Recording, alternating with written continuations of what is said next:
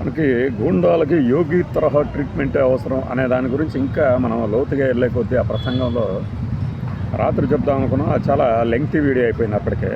విషయం ఏంటంటే అసలు అక్కడ జరిగిన ఎన్కౌంటర్లు ఇంకెక్కడా జరగలేదు అంటూ ఉంటారు కదా. మీరట్లోనే 440కి పైగా జరిగితే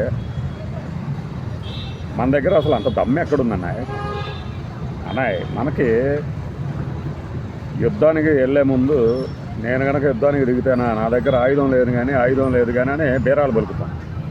యుద్ధక్షేత్రంలో ఆయుధం వచ్చిన తర్వాత చేతిలో ఆయుధం పెట్టిన తర్వాత అవతల ప్రత్యర్థిని నరకకుండా ఊరక ప్రకల్పాలు పలికేవాడిని ఏమంటారు? చట్టం మీ చేతిలో నిజంగానే ఆ స్థాయిలో ఏది సంఘ వ్యతిరేక శక్తులే కనుక ఉంటే ఆయుధం ఉంది కదా మీ దగ్గర, ఉపయోగించండి. అది చట్టమైనా కానీ ఇంకేదైనా కానీ. నిజంగా అసలు మనకు సత్తా ఉందా అంట? దానికి దమ్మున్న లీడర్లు కావాలి.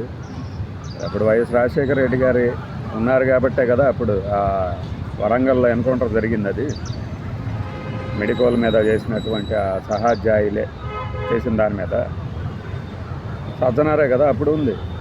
అలాంటి దమ్మున్న లీడర్లు కావాలి మనకు. ఆంధ్రప్రదేశ్లో అంత ఉందా?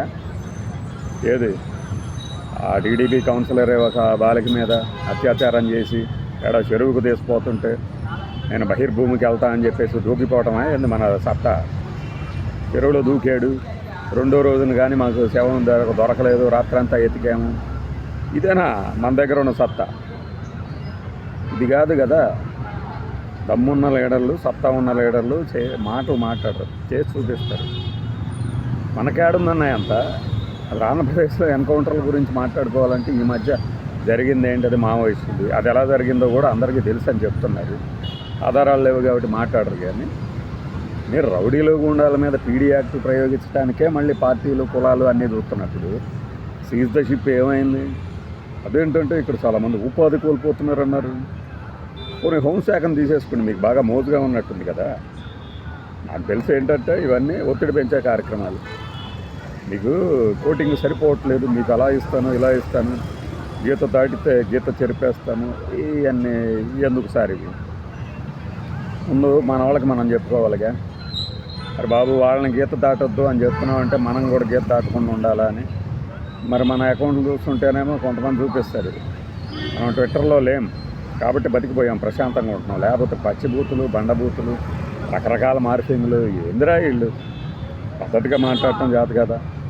పద్ధతిగా మాట్లాడడం చేత కానప్పుడు వాటిని ఇగ్నోర్ చేయాలి, లేదంటే చట్టానికి చెప్పాలి. కానీ ఫలానా పార్టీ అనేది ఏ పార్టీనైనా సరే.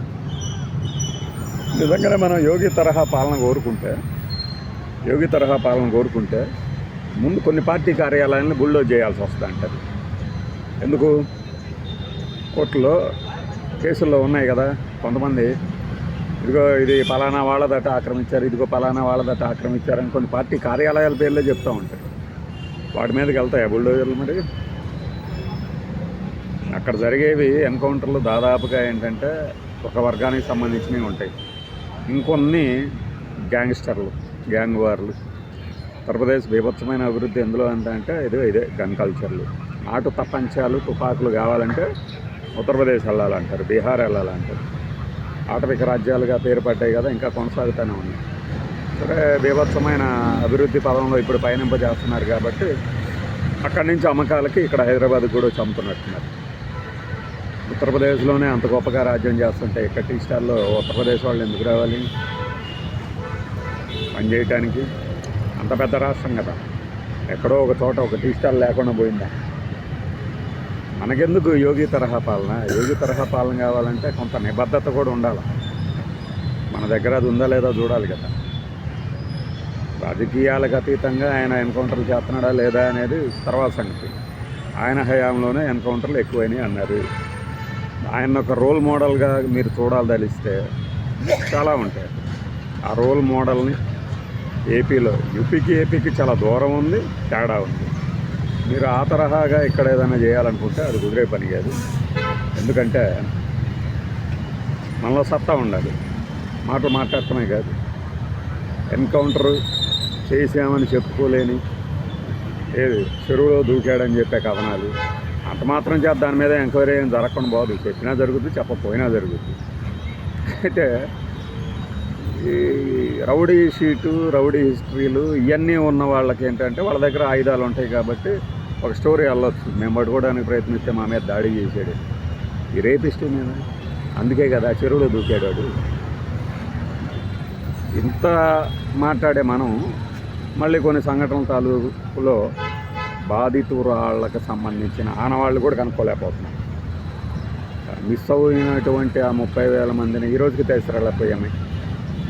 చేతిలో ఆయుధం ఉంది కదా, అధికారం ఇచ్చాం కదా. ఆయుధం లేనప్పుడు ప్రగల్భాలు పలుకుతూ, అంటే ప్రగల్భాలు అనకూడదు అప్పుడు. ఆయుధాలు లేనప్పుడు మాటల కోటలు దాటి, ఆయుధాలు ఉన్నప్పుడు కోట నుంచి బయటికి రాకపోతే ఏం చేయాలి?